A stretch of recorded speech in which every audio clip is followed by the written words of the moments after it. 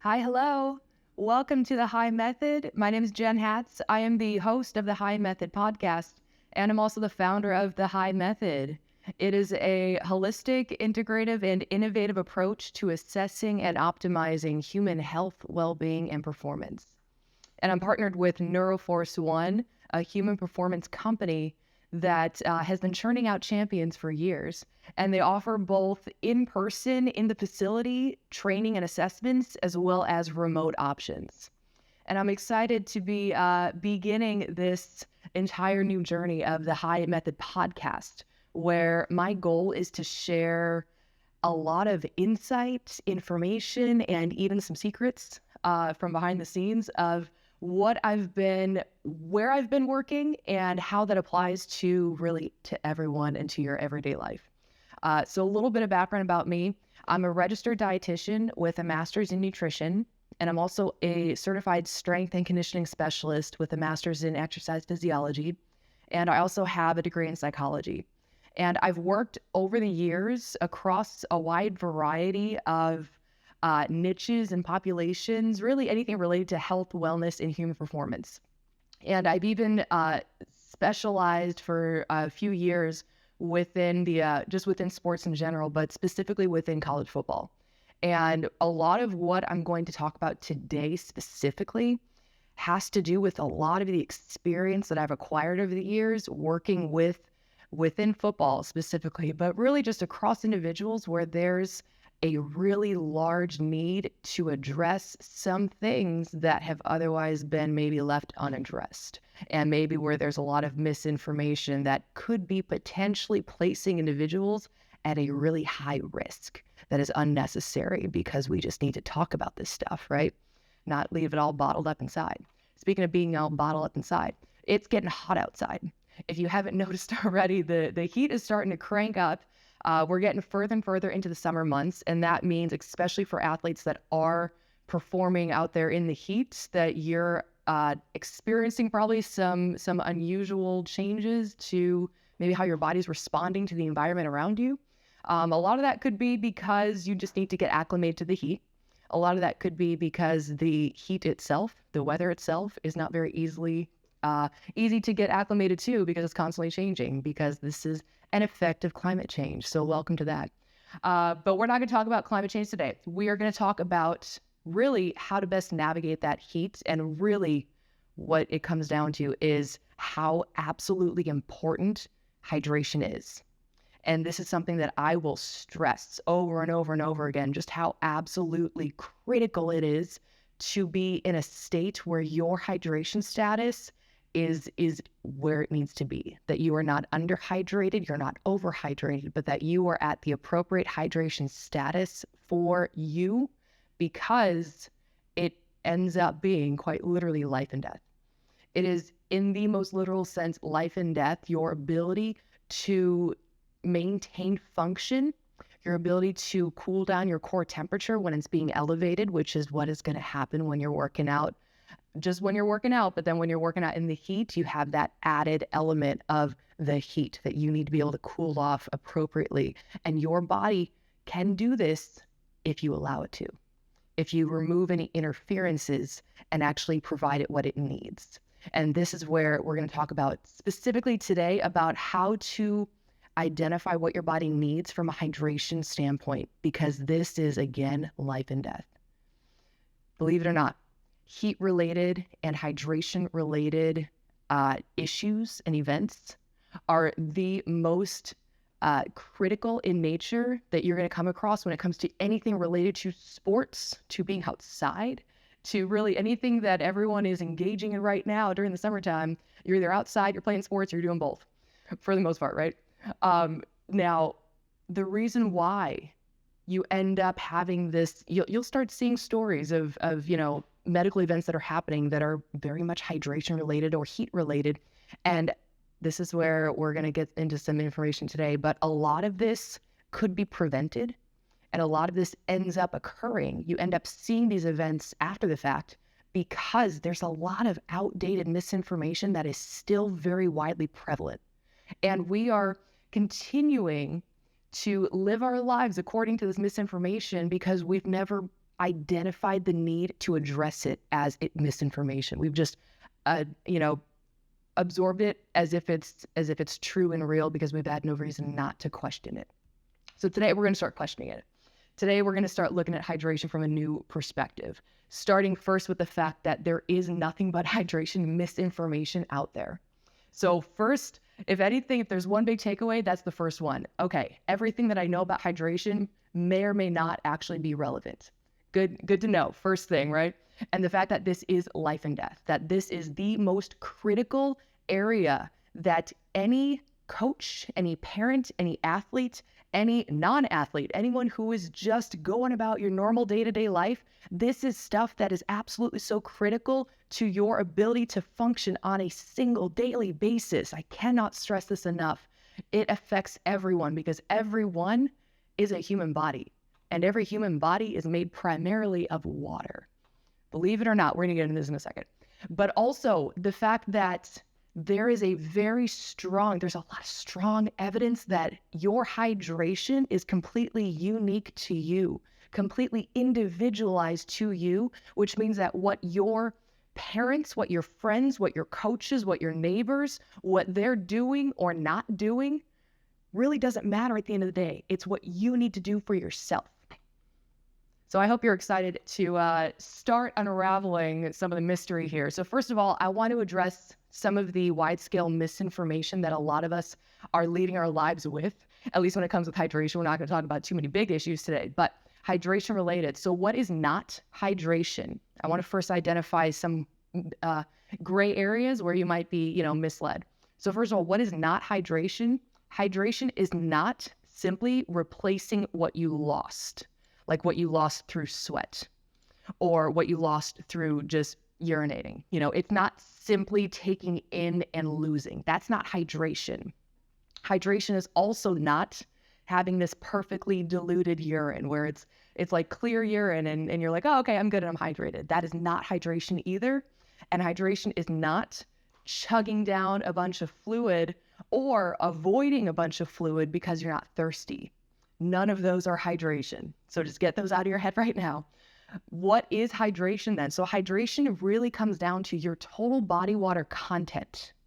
And this water is needed at all times for your body to function, for your body to actually operate on a day-to-day basis.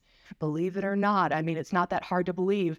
If you've heard that you can't go more than 3 days without water, that's true. That is absolutely true. You need it. It is absolutely critical for you to function. We're going to get into that in a little bit about what that function actually means. And then there's another part to it. So it's not just your total body water content. It is also the concentration of electrolytes in your body. Because those electrolytes, you may have heard of electrolytes before. You may have seen some satirical jokes about them on some movies. I want to say the movie Idiocracy, I think they make a joke about electrolytes. They're like, well, it's got electrolytes. It's what you need. Yes, you need electrolytes. You absolutely do need electrolytes. They are extremely important minerals that are found naturally that are helping to guide that water content that you have in your body. Those electrolytes are helping to guide that water to where it needs to go. So you don't just have water just swimming around inside of you. It has to be placed into the appropriate compartments. And this is an ongoing, ever-changing, dynamic shifting of fluid in and outside of different compartments in your body so that way everything is functioning the way it needs to. So those electrolytes, they're basically sending the signals or they're helping guide water wherever it needs to go, whether it's going inside or outside the cell.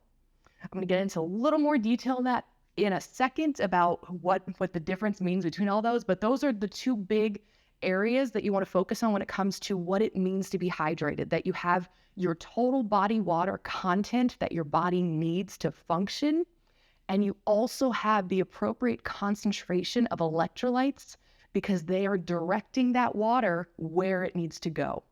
So if you're focusing on one or not the other, or if you're focusing on neither of those, that's not good. That's where we got to start right away.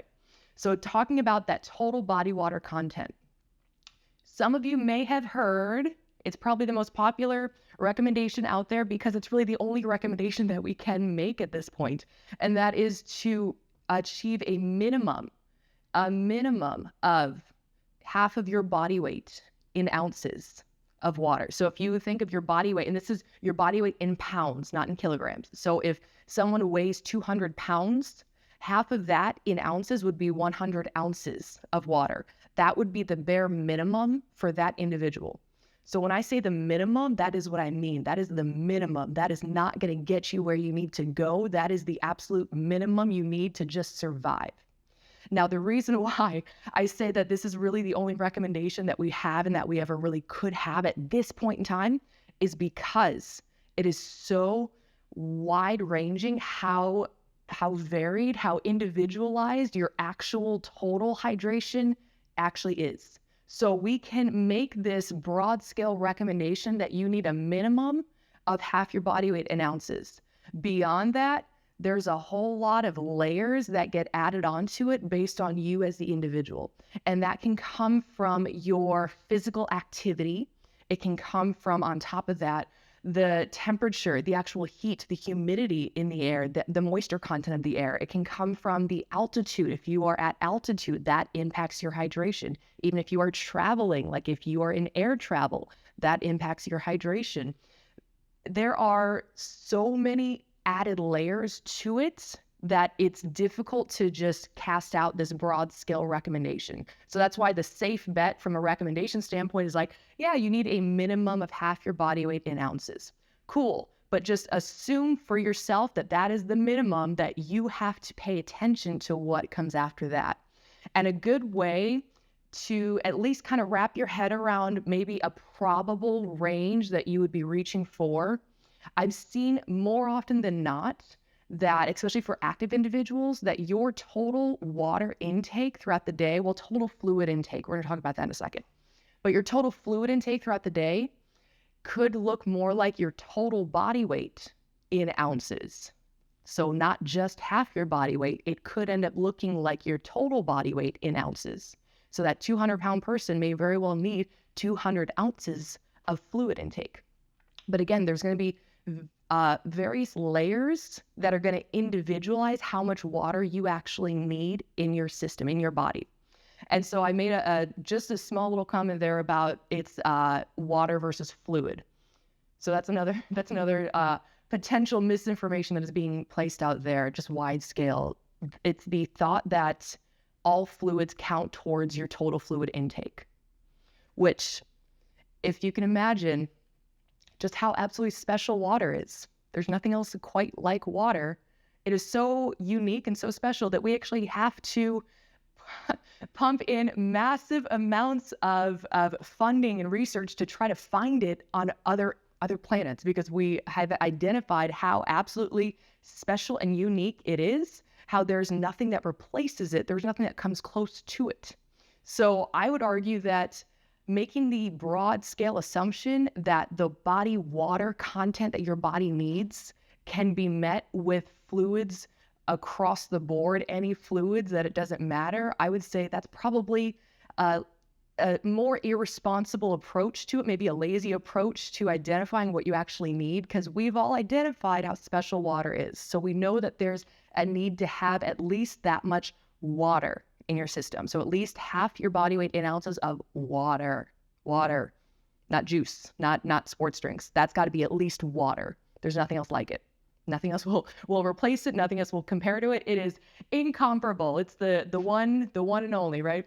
So having that water as its own special thing, because it is its own special thing. The additional fluids that you take in can look like a variety of different fluids, but not all fluids are created equal. I know we love the concept of equality. It sounds really good and happy and hopeful. In reality, it's an equitable distribution of those fluids. It's identifying what those individual fluids actually are containing, what they're providing to you, and what you actually need out of them.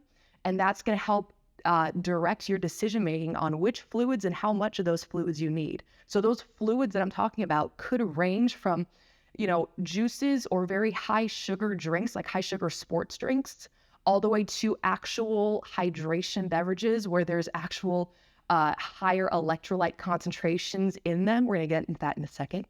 And then all the way to the other end of the spectrum where maybe it's fluids, drinks that are containing, let's say, caffeine. Caffeine's a real hot topic. I love talking about the topic caffeine. So just for the sake of today, when it comes to hydration, just know that something that contains caffeine is not dehydrating. It may have a slight diuretic effect. So it may slightly help your body to remove excess fluid and excess water if you have it. But otherwise, it's not dehydrating in nature. But there are otherwise a difference between these different fluids, so don't treat them all the same, and certainly do not treat all of these drinks as if they are water, because they are not. You need water, and you also need some of the other stuff. So get into what the other stuff can look like then. Those electrolytes that I mentioned briefly, but now we're going to get into them in detail. So electrolytes these are very important minerals that you need, and they are naturally occurring minerals. These are not specially like manufactured things. Like these are actually naturally occurring minerals that are part of your periodic table of elements. If you remember that when you were a kid, I'm a big fan of using that table whenever possible to illustrate just how important all of these little things are. Things that we don't really think of because we picture it in a periodic table of elements. But believe it or not, these electrolytes that we talk about, they are not only major parts of the periodic table of elements, they are naturally occurring minerals that you need. And the electrolytes that we're going to focus on for the sake of today's discussion, for the sake of this big takeaway when it comes to hydration, we're going to talk about two minerals in particular, two electrolytes in particular, and that is sodium and potassium.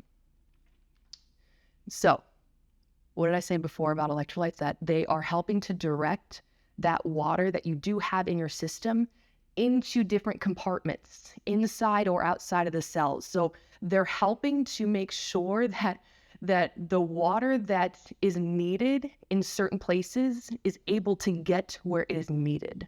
So just think about it like that. Those electrolytes are important because they are kind of directing everything. They're the director of operations for your body. They're directing that water where it needs to go. Otherwise, the water just doesn't know where to go, right? But no, it's all absolutely necessary in the appropriate ratios and the appropriate amounts. So cool thing about these minerals, about sodium and potassium specifically, and really about how absolutely important not only they are to your hydration, but how important hydration is for you. So this is something that I don't think enough people recognize this, so that's why I'm going to make it like a very prominent point today. So you require a certain amount of energy every single day in order to stay alive. Energy meaning calories. You require a certain amount of calories every day to stay alive and to stay functioning, because your body is using that energy just to function on a day-to-day basis. So believe it or not, and this is probably something that you've never really heard before, so that's why I'm excited to tell you right now.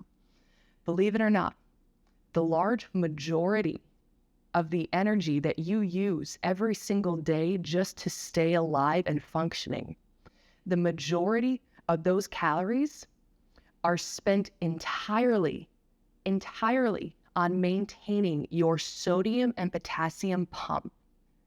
So this is a special enzyme that is present in the cell membrane of all your cells, and its primary job is to maintain that transfer and that appropriate concentration of sodium and potassium inside and outside of the cell. So its entire job is to make sure that sodium and potassium can do what they have to do of either getting inside the cell or outside the cell. I'm going to get into that in a second. But so your body quite literally prioritizes all of its energy, prioritizes it towards maintaining your hydration status, and specifically towards maintaining your electrolyte concentrations, how well balanced and how well your electrolytes are operating, because they are that important. So if that doesn't blow your mind enough, here's another thing, and that's actually a bad joke that I just said that can blow your mind, because just wait. So not only does your body require energy, it requires calories every day. It's using this energy, it's using these calories every single day just to stay alive and functioning. And the majority of your body, so it's about 45 to 60%. So it's like half, if not the majority of your body's calorie needs that it's using every single day is to maintain the sodium and potassium pumps throughout your body. Your brain. Your brain alone requires 20% of your daily calories every single day just for it to function. Now, if there's ever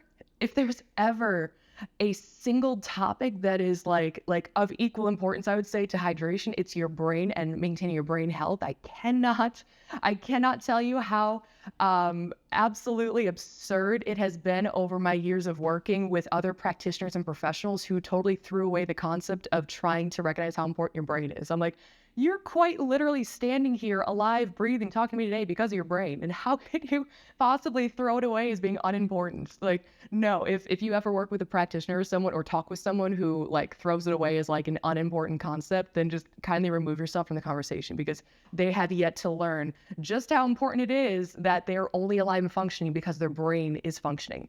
So that I had to get that out. But so your brain requires 20%. So that's 1/5, 20% of the energy that you use every single day just goes to your brain to keep it functioning. Half of what your brain requires every single day in terms of calories and energy to just function every single day is devoted entirely to maintaining its sodium and potassium pumps.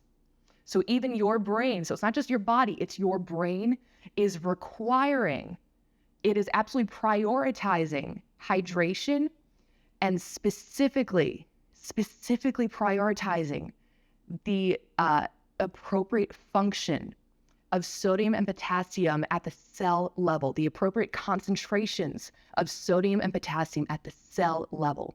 Because those electrolytes, that sodium and potassium, they carry electrical charges. That's why they're called electrolytes. Isn't that fun? So they carry these electrical charges, positive and negative charges.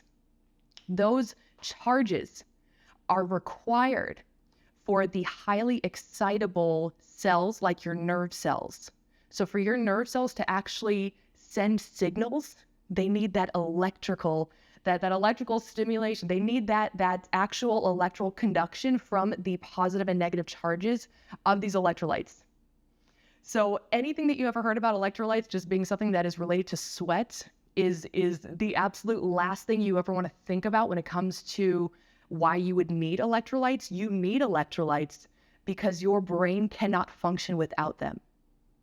How absolutely like amazing is that to hear? But it's kind of like hard to hear because it's like no one ever told us that before, and it's so blindingly critical that we are identifying this now. So I'm glad that you're here now listening to this. But so that's the difference between sodium and potassium. So I said a little earlier that as much as we love the concept of equality, it's really the equity that matters. So you can't treat sodium and potassium like they are the same, because they're not. One is going to, so for the sake of a quick explanation, very quick, like broad picture explanation, I want you to think of it like this. Sodium is going to carry, for the most part, a positive charge. Potassium, for the most part, is going to carry a negative charge, a bit of a negative Nancy. The shifting that is going to occur at the cell level, just for the sake of this discussion today for hydration, that sodium carrying a positive charge is more often going to be moving outside of the cell, and it's going to take a lot more of it with it. It's going to take actually 3 of itself. Whereas potassium, carrying its negative charge, is going to move inside the cell, and it's only going to take 2 of it. So I want you to think of it like this. Potassium is kind of that negative one, maybe a little more introverted. It's going to go inside, and it's going to stay inside, and it's going to be its nice little negative self. That positive sodium is going to take itself outside of the cell. It's going to be outside of the cell, and it's going to bring a whole lot of itself with it. It's going to bring a whole lot of that positive energy with it. So even when all else seems like it's failing, there's still a lot more positive around you, right? So just think of it like that. So that sodium taking that positive energy outside the cell, and now it's in what is known as the extracellular space. So it's outside the cell. You end up having, you as a human body, because of this shifting of fluid with that shift of the positive and negative ions that are shifting inside and outside the cell, you end up having a net positive charge.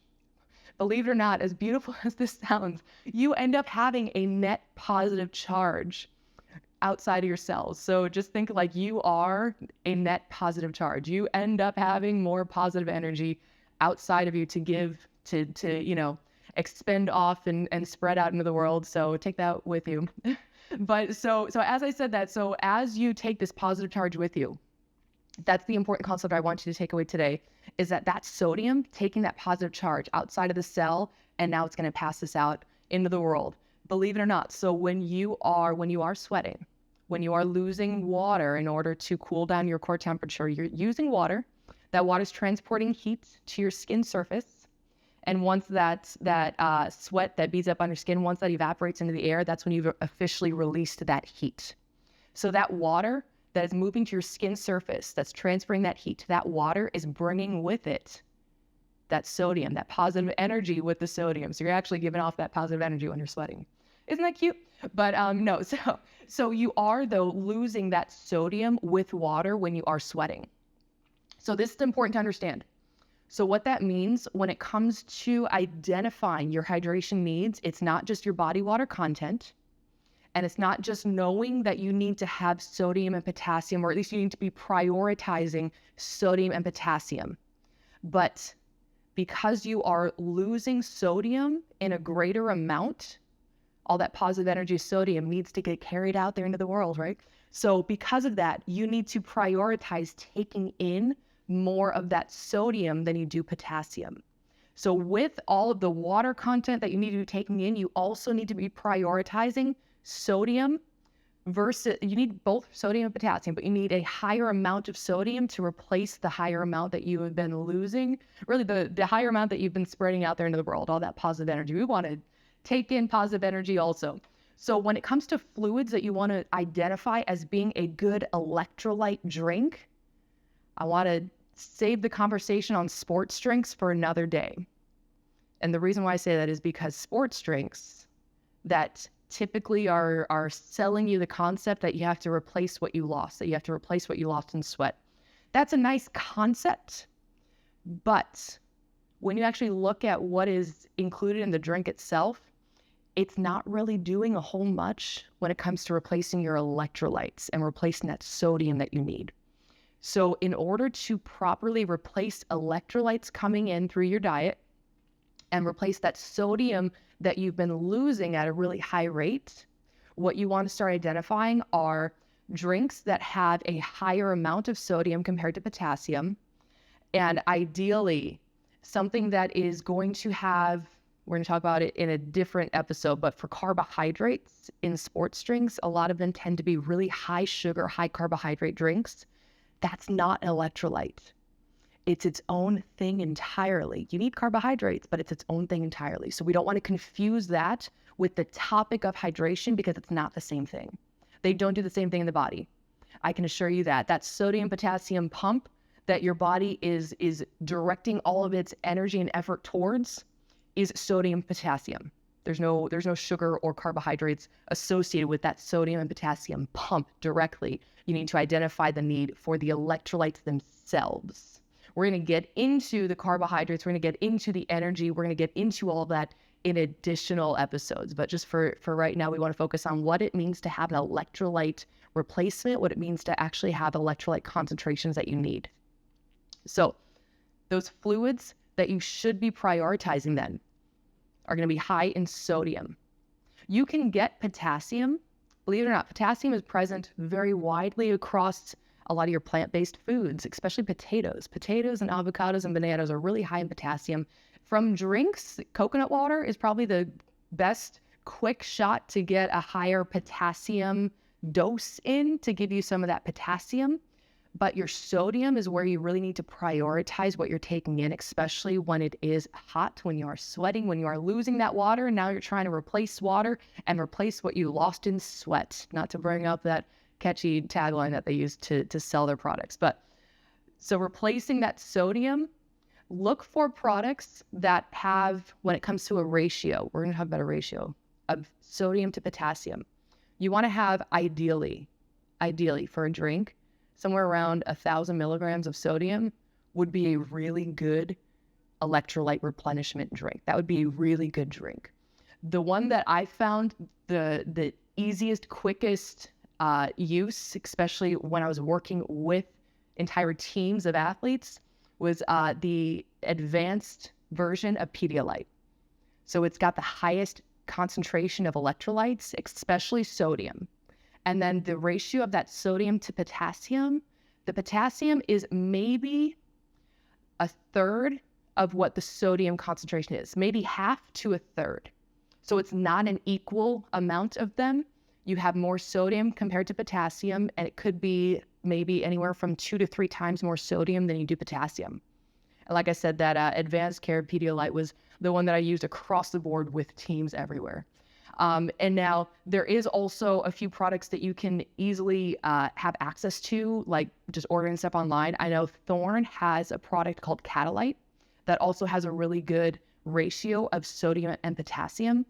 And some of the products that you want to look for, especially because we're going to talk about carbohydrates in a separate topic altogether. So when it comes to hydration, focus on something that tastes good, but maybe doesn't undo any of the work, or maybe doesn't do too much work when it comes to giving too many carbohydrates. You don't need a whole bunch of carbs in your drink. You're better off eating them. We'll talk about that in another episode. But for the sake of hydration, sodium in a higher amount compared to potassium, and make sure that you are reaching at least your body water content minimum, knowing that you're going to exceed that minimum. You have to exceed that minimum.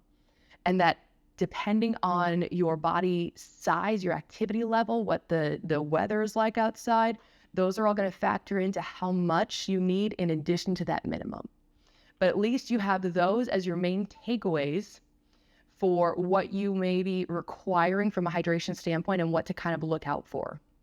So one last area that I want to touch on then is how to tell if you're hydrated, because everything I just explained has to do with really the cell level, the electrolyte concentrations. So I want to translate that into how can I tell where I'm at with my hydration status? How do I know realistically in real life if I'm hydrated or not?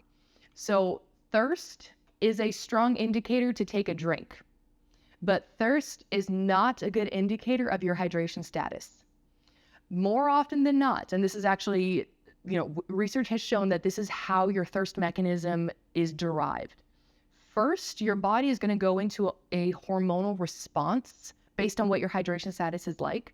And that's basically your body knowing that you, the human being, still have to go about and live your life, that it can't signal you every little time, so it's going to take some action first before it signals to you like, hey, human, you should probably take a drink. So first, what your body's going to do when it's starting to identify that your hydration status is impaired, it's going to release a hormone that is meant to help you retain water so you actually urinate less. It's called antidiuretic hormone. So as the name implies, it's doing the opposite of a diuretic. So instead of you urinating out excess fluid that you may have, it's instead holding it all in and trying to reabsorb and trying to maintain the water that you do have in your system. And it's doing this without alerting you because it knows frankly, your body's really intelligent. It knows what to do already. But it also knows that you, the human being, aren't necessarily going to just immediately drop what you're doing and be able to find water. Like from a survival standpoint, your ability to find water should not be the end all be all for your body. Like your body has its own kind of adaptive mechanisms to protect you before then alerting you, hey human, you should probably take a drink because we're doing what we can down here, but we need some help. So that's when you get the signal to drink. You're like, man, I'm thirsty. I could use a drink. Yeah, so your body has already done what it needs to do to kind of protect you before alerting you that you need to take a drink. So do not rely on thirst as your indicator of your hydration status. If anything, it's telling you that you're already slipping down the slope of dehydration. So if anything, it's telling you after the fact. So don't wait for thirst. Now, the color of your urine it's an indicator, but it's indicating, if anything, that your kidneys are doing a good job of pushing out excess fluid out of your system or retaining water and pushing out excess stuff out of your system. So in either side of the equation, your kidneys are doing a good job of maintaining your blood concentrations.